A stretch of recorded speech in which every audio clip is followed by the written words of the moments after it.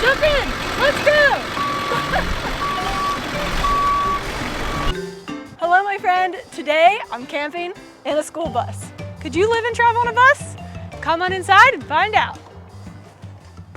Welcome inside. Look how spacious it is in here. It looks a little bit different than you thought, right? I rented this thing because I've always loved my truck camper, but I've kind of wanted something with a little bit more space. The only alternative that's like a truck camper that's any bigger is an earth roamer, and they're huge, out of my price range, and just really over the top. I've always considered living and traveling in a school bus, but I've never gotten the opportunity to. So, this is my time in my school bus. For a day or two. Welcome to the bedroom. It's a nice, big, spacious bed. Certainly enough room for 2 people. Look how nice and spacious it is. Let's see, it's about a queen size, and there's plenty of headroom to sit up, no problem. The natural lighting is perfect back here. You can close the curtains if you want some more privacy. Sleep is extremely important to me, so the bedroom is at the top of my priority list. But so is storage. Let's head down to the foot of the bed. There's 2 nice storage compartments built in at the foot of the bed. One hidden down here, and the other right up here. You can put towels, laundry, clothes, anything that you need to store down here hidden away.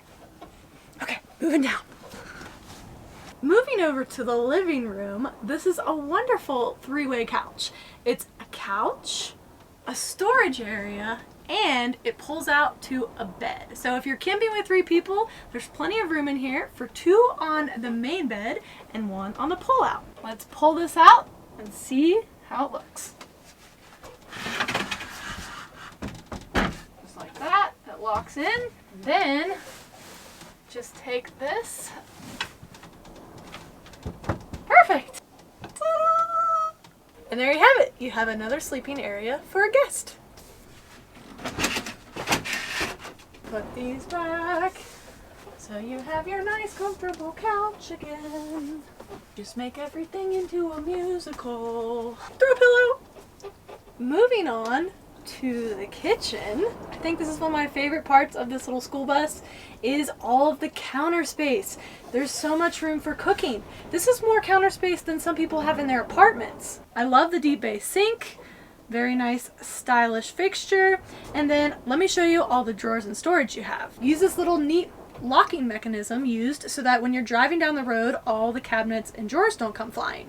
It's magnet driven. So there's little clips inside, and then you just want to use the magnet to find where it is, and it pulls the clip open, and you can open the drawer. If you want to lock it, you just close it.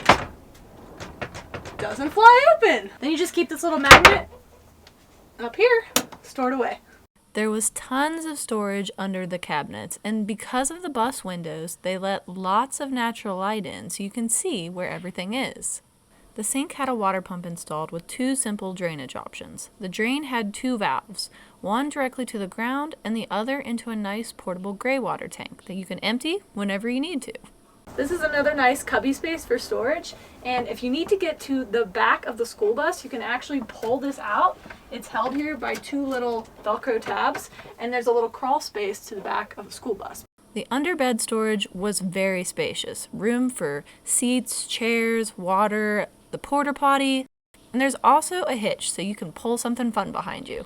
Let's talk about the easiest way to power things in this little bus, or your own camper or RV that you might be working on, because we all know having a little bit of electricity is certainly nice. Thanks to Jackery for sponsoring this video. Instead of permanently setting up and wiring controllers, inverters, fuses, panels, batteries, instead of doing all that and making sure you get it all correct, it's so much easier to use a portable power solution. They can charge up and plug multiple devices in and start using right away. It's an all-in-one lithium-ion plug-and-play system that's portable. So once you set it up, you can move it around. You can use it in your camper or van, you can use it in your cabin, you can use it outside to cook, or in your home in emergency situations. They come in multiple sizes with different power needs.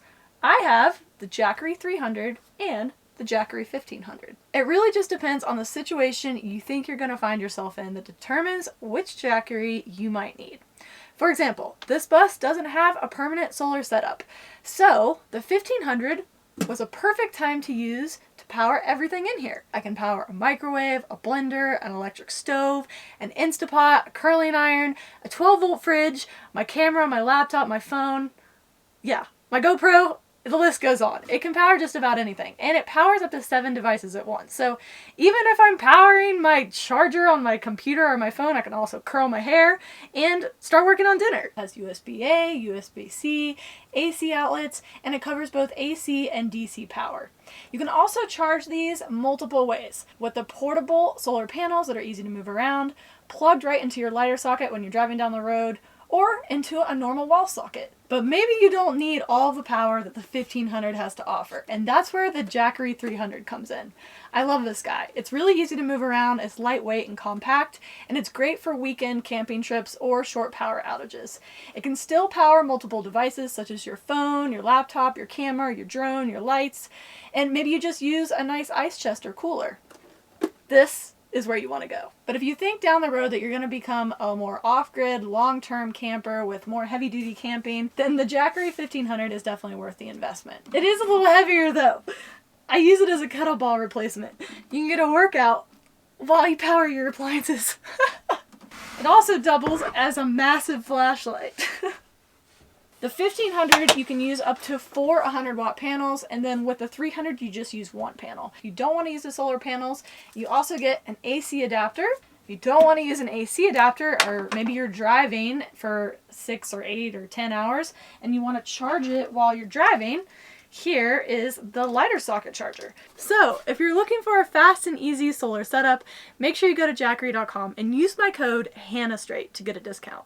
The link and code will be down below in the description box as well. And now I get to make some food because I'm hungry. First, we gotta chop the onions. Then, gotta open the Instapot.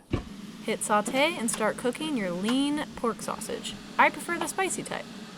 Next, chop your potatoes, get those ready. Cook the sausage until brown, and then add your garlic. You know, it's my favorite.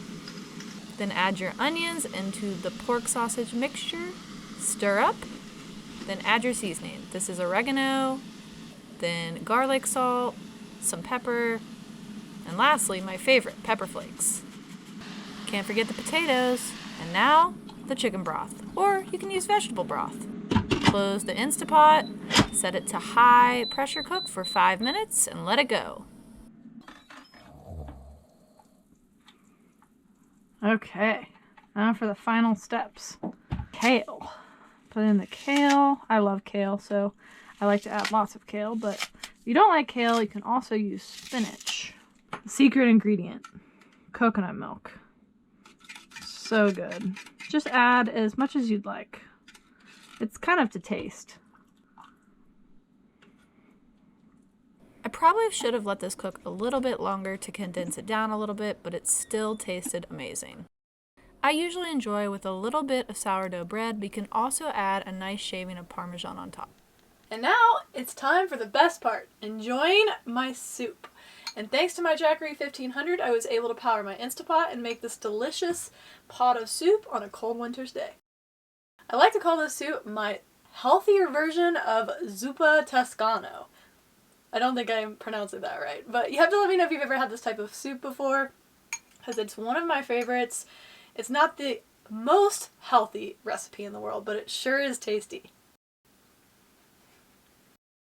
I can't get over how much more space there is in here. It's so roomy and comfortable. I'm just not sure it would get me where I want to go. Make sure you let me know in the comments below if you've ever lived and traveled in a school bus, or if you think you could, what you liked, what you didn't like, what your concerns would be. I love hearing the feedback. So, after camping in a school bus, I've come up with 2 downfalls. One being, it's not very off-road friendly.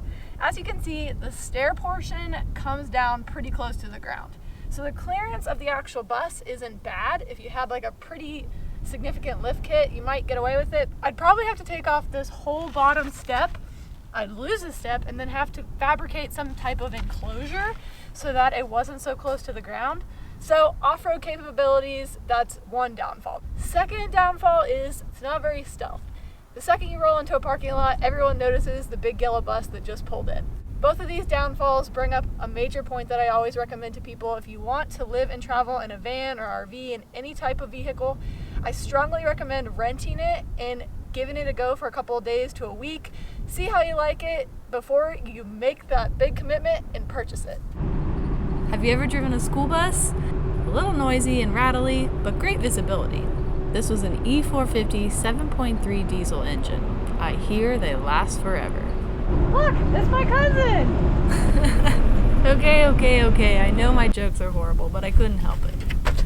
Unfortunately, my school bus camping is coming to an end. I didn't really find anything cool out here in the desert except these weird chimneys.